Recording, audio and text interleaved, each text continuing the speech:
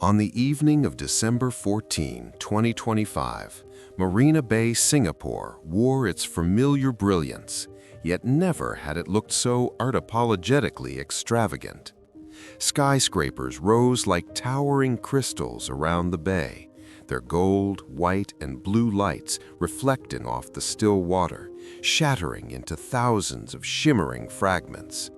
In the distance, Marina Bay Sands stood as a monument to power and wealth, a place reserved for those who had crossed the line of being rich enough to never need to prove it. Amid that spectacle, the luxury yacht Aurora lay quietly at anchor, like a predator at rest. Aurora was not the kind of yacht that begged for attention. Stretching over 90 meters, its pearl-white hull and imported teak deck were accented by subtle lighting designed not to dazzle, but to signal that every breath taken aboard had a monetary value. That night, Aurora hosted the annual charity auction of Nexus Capital Ventures, one of Asia's most powerful technology investment funds. More than 300 carefully selected guests attended: billionaires, unicorn founders, shadow politicians, financial elites, and faces usually seen only on the covers of Forbes. Yet everyone knew the true reason the night mattered had little to do with charity. At the center of attention was a $1.2 billion investment deal for a breakthrough AI project rumored to reshape global data analytics. More importantly, the lead investor remained a mystery. All that was known was that he came from Silicon Valley, was fiercely private, and had never appeared in public. In financial circles, he was whispered about under a single name: the Silent One. At around 7:40 p.m., as the main guests began boarding, a man appeared at the gangway leading up to Aurora. His name was Alexander Reed. He wore a plain black suit, no logo, no patterns, a crisp white shirt, a dark, understated tie, no watch on his wrist. His hair was neatly trimmed, his face calm, his eyes deep but not cold. He walked with steady confidence, neither hurried nor hesitant. He arrived alone. No assistant, no security, no entourage. The guard at the gangway looked him up and down with a familiar gaze, not hostile, but assessing. "May I see your invitation, sir?" Alex said nothing. He slowly reached into his inner pocket and produced a pale gold card with a thin metallic edge. At the bottom corner was a raised private seal, one that insiders recognized instantly, not meant for the public. The guard froze for half a second, then bowed slightly and returned the card with both hands. "Please, sir." Alex nodded and stepped aboard, though the trace of suspicion followed him up to the deck. The atmosphere on the main deck was entirely different. Soft jazz floated through the air, crystal glasses clinked, laughter blended with conversation. Cameras and phones were constantly raised. The Nexus Capital Ventures logo rotated slowly on a massive LED screen. At the center of it all stood Victor Tan. The CEO of Nexus was tall, his hair slicked back, his tuxedo perfectly tailored. His smile had been perfected over years, warm enough to appear friendly, sharp enough to command respect. Beside him stood his wife, Clarissa Tan. She wore a champagne-colored haute couture gown that hugged her flawless figure. Her jewelry was subtle but unmistakably expensive. Every movement seemed calculated to catch the light and the lens. They raised their champagne glasses, laughing effortlessly, as though the night already belonged to them. Alex stood nearby, close to the railing. He held no drink, took no photos, spoke to no one. He simply observed. A few eyes began drifting toward him, not curious, not welcoming, but the kind of looks used to categorizing people within seconds. A woman in a red dress whispered, "Who is he? He looks out of place." Her companion chuckled, probably a staff member dressed up for photos. Clarissa overheard. Her gaze swept over Alex, his shoes, his suit, then paused at his bare wrist. A faint smile curved her lips, the smile of someone accustomed to standing above others. She leaned in and whispered something to Victor. Victor glanced over. His eyes lingered on Alex longer than necessary. Then he smiled, not kindly. Victor picked up his champagne and walked over. "Hello there, my friend," he said, his voice dripping with practiced sweetness. Alex turned and gave a slight nod. Victor gestured casually, making sure others could hear. "The VIP area is over there. Staff aren't supposed to stand here. It disrupts our guests."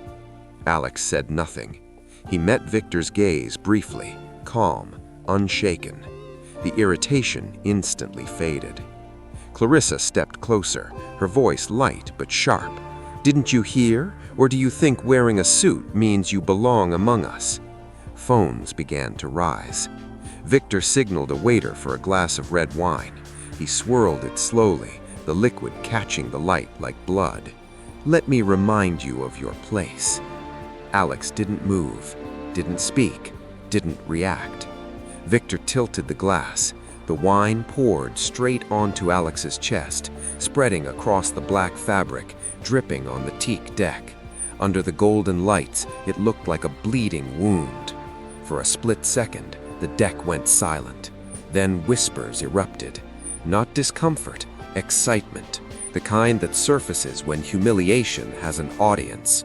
Phones zoomed in on Alex's face, waiting for anger, shame, anything. Clarissa clapped softly. "Now you understand where you belong, don't you?" she said loudly. "Don't force yourself into places that aren't meant for you." Hashtags began spreading. Alex stood still for several long seconds. Then he reached into his pocket, took out a handkerchief, wiped his collar, smoothed his lapel, straightened his tie. Perfectly calm. Then he turned and walked away. His footsteps were steady, not rushed, not heavy, not trembling. Something about the way he walked unsettled a few onlookers, but Victor didn't notice. Clarissa snapped a selfie, deliberately capturing Alex leaving in the background. "A perfect night," she said to the camera. Alex stepped off Aurora and onto the pier. Cool sea air brushed against him. He looked back once at the glowing yacht. Then he pulled out his phone. No hesitation. "Cancel everything," he said. "Announce it immediately and release the full file." "Understood." He ended the call. Back on Aurora, Victor had just taken the microphone when the LED screen flickered. The Nexus logo vanished, replaced by stark white text. "Official notice. Lead investor has withdrawn all funding. The $25 million deal is terminated effective immediately."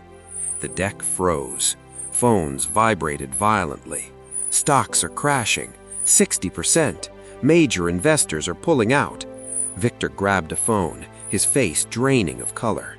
A board member whispered, trembling, "You don't understand. The lead investor is Alexander Reed." Clarissa spun around. "He owns 78% of the partner fund." Silence. The wine pouring video exploded on social media. Hashtags flipped within minutes. Clarissa's lips trembled. Victor staggered back as if the air had been knocked from him. The next morning, Asia awoke to financial shockwaves. Headlines screamed of Nexus's collapse. Victor finally understood. The silence the night before had not been weakness, it had been absolute power. Clarissa sat alone, memories flooding back. College years, poverty, the anonymous scholarship that saved her from dropping out. She had never known the benefactor. At noon, she and Victor stood at Alex's door. Clarissa collapsed, begging. Victor pleaded. Alex listened, then spoke. He hadn't come for AI. He had come to see what those he once helped had become. When he revealed he had funded Clarissa's education, she broke. Alex opened the door and said calmly, "The deal is gone. So is the dignity, and this door closed last night." 3 months later, Nexus was sold. Victor vanished. Clarissa left Singapore and quietly funded an anonymous scholarship. Alex remained unseen. In financial circles, a new rule spread quietly. Never judge a man by the suit he wears. Watch how he stays silent when humiliated. Alex stood by the window as the city lights came on. Those with true power never need to speak loudly. If this story made you pause for a few seconds, leave a like. And if you believe deep stories can change how we see life, subscribe now, because there are many more stories waiting for those who know how to listen.